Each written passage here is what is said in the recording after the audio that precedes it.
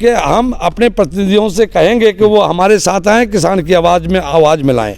Sir अब otherwise हम आपको झंडा नहीं फहराने देंगे।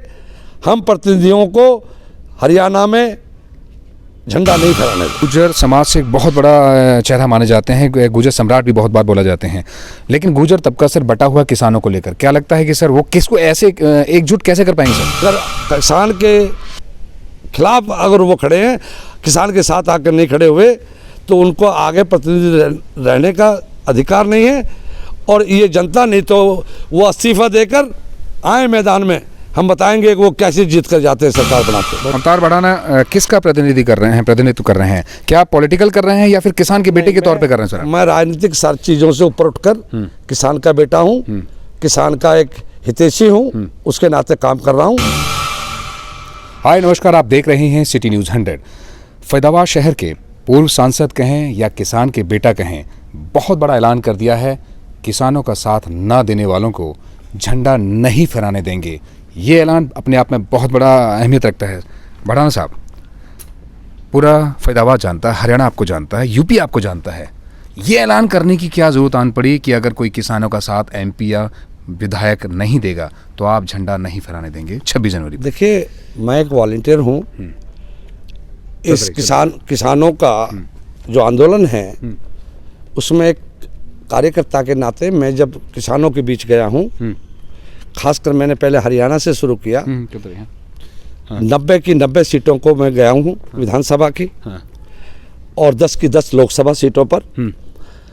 आम जनमानस ने एक बात को माना है कि इस हमारे प्रतिनिधियों को, जिनको हमने चुनकर भेजा था, उनको हमारे साथ इस मुसीबत की घड़ी में आना चाहिए और उनको हमारी आवाज़ में आवाज़ मिलानी चाहिए।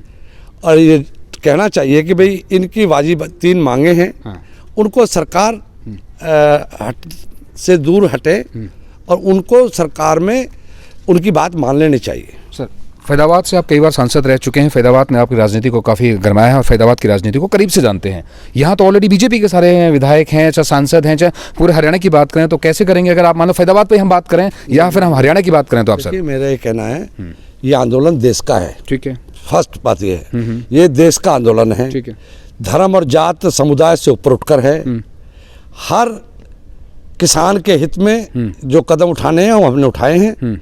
और हम ये कह सकते हैं कि हम किसी क्षेत्र का, किसी प्रतिनिधि का, हम तो देश के प्रतिनिधियों से और इस प्रदेश के प्रतिनिधियों को ये कह रहे हैं कि हम किसी पार्टी दल की बात नहीं कर रहे। हम आम प्रतिनिधि से गुजारिश कर रहे हैं कि वो कम से कम इस किसान की इस पीड़ा की घड़ी में, इस परेशानी में वो उनके साथ आए, उनकी बात सुनी जाए। अवतार बढ़ाना किसका प्रतिनिधित्व कर रहे हैं? क्या आप पॉलिटिकल कर रहे हैं या फिर किसान के बेटे के तौर पे कर रहे हैं? सर, मैं राजनीतिक सारी चीज़ों से ऊपर उठकर किसान का बेटा हूँ, किसान का एक हितैषी हूँ, उसके नाते काम कर रहा हूँ। और मुझे जो कुछ दिखने को मना है वो मैंने बताया कि हरियाणा में मैं पूरे हरियाणा का दौरा करके रात को लौटा हूँ। कल मैं यूपी जाऊँगा, यूपी का देखूँगा क्या माहौल है। मुझे हरियाणा के जन ने बताया है कि यहाँ दल, जात, बिरादरी, जाट, नॉन जाट से ऊपर उठ चुके हैं। हमें एसवाइल पे बांट के रखा, ये पंजाब का एसवाइल मिलेगी, पानी वहाँ मिलेगा, इन चीज़ों से ऊपर उठ गए हैं। हरियाणा और पंजाब के लोगों ने ज्वाइंट पंजाब का नारा दिया है कि हम भाई हैं, हम एक दूसरे का दुख सुख देखेंगे। हरियाणा को पानी देना होगा तो एसवाइल का पानी देंगे, और हमें कोई जरूरत होगी हमारे भाई हमारे साथ खड़े रहेंगे। उसके साथ ही ये पंजाब और हरियाणा ने फैसला कर दिया कि हम अपने प्रतिनिधियों से कहेंगे कि वो हमारे साथ आएं, किसान की आवाज़ मिलाएं। सर अब अदरवाइज हम आपको झंडा नहीं फहराने देंगे।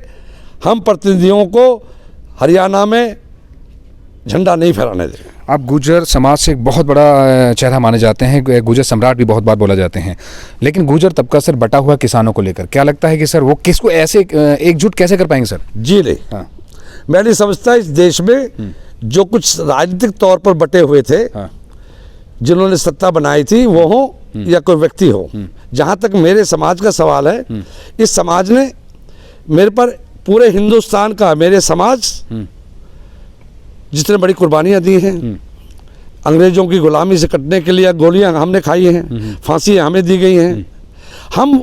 मैं उस कौम का सिपाही हूँ, और मेरे हिंदुस्तान के लोगों ने जहाँ मैंने कॉल दिया उन्हें कि किसान के साथ खड़े हो जाएं, मेरी पूरी कौम आज किसानों के हित में किसानों के साथ खड़ी है। हर मोर्चे पर हमारे किसान एक अपील करेंगे सर उनको। हाँ, मैं पूरे हिंदुस्तान भर के अपने किसानों से और अपने मजदूरों से, और मैं अपने समुदाय को कहूँगा कि मैंने पलवल में खड़ा होकर एक भरोसा दिया था। जब मुझे कहा गया था किसान को, पहले तो किसान को ही जाट समझते थे, हमें तो कोई किसान नहीं समझता था। तो हमने कहा, उन्होंने कहा कि भाई आपके आंदोलन में, किसानों के आंदोलन में गुजर बहुत कम हाजिरी है। हमने कहा आप दिल्ली जब पहुँचेंगे ना, हमें आता है दिल्ली की लड़ाई लड़ना, अंग्रेज़ों से हम लड़े थे, हमने वैसराय को हमने इलाज किया था, उसका हमारे पर गोलियों से भुना गया था। जब दिल्ली पहुँचेंगे तो मैं चारों तरफ से अपने समाज के दौरा करके आया हूँ, चारों तरफ से दिल्ली के जो बॉर्डर हैं हमारे, गाजीपुर बॉर्डर हो, पलवल बॉर्डर हो, भिवाड़ी बॉर्डर हो, इन बॉर्डरों पे हम इधर से आवाज़ उठाएंगे, संधू बॉर्डर तक आवाज़ मिलाएंगे। एक एक हमारे समाज के लोग किसी से पीछे नहीं रहेंगे, आगे मिलेंगे हम।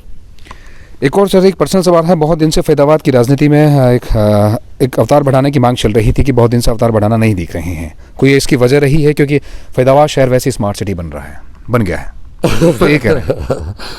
देखिए, आज मैं राजनीतिक तौर से कुछ नहीं कहना सुनना चाहता। आज मेरी मन में पीड़ा है और मैं सिर्फ किसान का हित चाहता हूँ। उसके लिए मेरे लिए कोई साथी, कोई पार्टी, कोई दल, कोई प्रतिनिधि, जो भी लोग हों, उससे ऊपर उठकर मैं चाहता हूं कि किसान की जीत हो, किसान के अधिकार उन्हें मिले, ये बिल वापस हो, खुशहाली आए। जो लोग प्रतिनिधि हैं वो कहीं के हैं, किसी के हैं। अब इन जात बिरादरियों से ऊपर उठकर हरियाणा ने एक सीख ले ली है, पंजाब वालों ने दे दिया है, इन्हें मंत्र दे दिया है कि पंजाब और हरियाणा जॉइंट पंजाब था ना, उसी चाल पर चलेगा। और यहाँ के प्रतिनिधि जो हरियाणा में बनाए थे, इन किसान मजदूरों ने बनाए थे ना, वो अगर किसान के भाई इस मुसीबत में नहीं आएंगे तो उनको प्रतिनिधित्व करने का अधिकार नहीं रह जाएगा। आखिरी सवाल मेरा सर, प्रधानमंत्री प्लेन क्रैश में जो भी लोग मारे जाते हैं उनको श्रद्धांजलि देते हैं। कई किसान मारे गए हैं, ठंड की वजह से मारे गए हैं, कई बार कुछ हुआ है, उनको श्रद्धांजलि देने के लिए एक शब्द नहीं निकलता है। हम हमेशा कह चुके हैं इस बात को, कहीं भी कोई घटना होती है, फटाक से प्रधानमंत्री जी या सब बड़े नेता उस पर अफसोस जाहिर करते हैं, आंसू बहाते हैं। लेकिन हमारे 100 किसान मजदूरों अपने अधिकारों की लड़ाई में शहीद हो गए, उनसे अफसोस तक नहीं किया। ये चिंता और सताती है हमें, इससे हमें और पीड़ा होती है। लेकिन हम इस पीड़ा से ऊपर उठकर हम लड़ाई लड़ेंगे और अपने अधिकार लेकर रहेंगे। अपने विरोधियों को कुछ ऐलान करना चाह रहे हैं? जी नहीं, मेरा कोई विरोधी नहीं है। मैं जो किसान विरोधी है? हाँ, मैं तो इतना ही कहूँगा कि जो किसान के साथ का आज खड़ा नहीं होगा, वो कल प्रतिनिधि की बाट ना देखे। जो आज वो प्रतिनिधि जिनको हमने बना के भेजा, चाहे दिल्ली में भेजा हो या हरियाणा में भेजा हो, उनकी सरकार बनाई, जो सरकारें बनी है, अगर किसान के खिलाफ अगर वो खड़े हैं, किसान के साथ आकर नहीं खड़े हुए, तो उनको आगे प्रतिनिधि रहने का अधिकार नहीं है। और ये जनता नहीं तो वो इस्तीफा देकर आए मैदान में, हम बताएंगे कि वो कैसे जीत कर जाते हैं, सरकार बनाते हैं। बहुत बहुत शुक्रिया सर। तो ये थे अवतार भड़ाना, जिनका साफ साफ ऐलान है, जो किसान विरोधी हैं या फिर जो किसानों के साथ नहीं खड़े हैं, कि अगर वो इस टाइम किसानों के साथ नहीं खड़े हैं तो उन्हें जनता के बीच में आने का हक भी नहीं है, जनता को प्रतिनिधित्व करने का भी हक नहीं है। अगर वो ऐसा करने से नहीं माने तो 26 जनवरी पे, आने वाली 26 जनवरी पे उन्हें तिरंगा झंडा नहीं फहराने देंगे। ये साफ साफ अवतार सिंह भड़ाना का ऐलान है। साथी निशा आंचल, मनोज के साथ मैं विनीश कुमार, सिटी न्यूज़ 100 के लिए।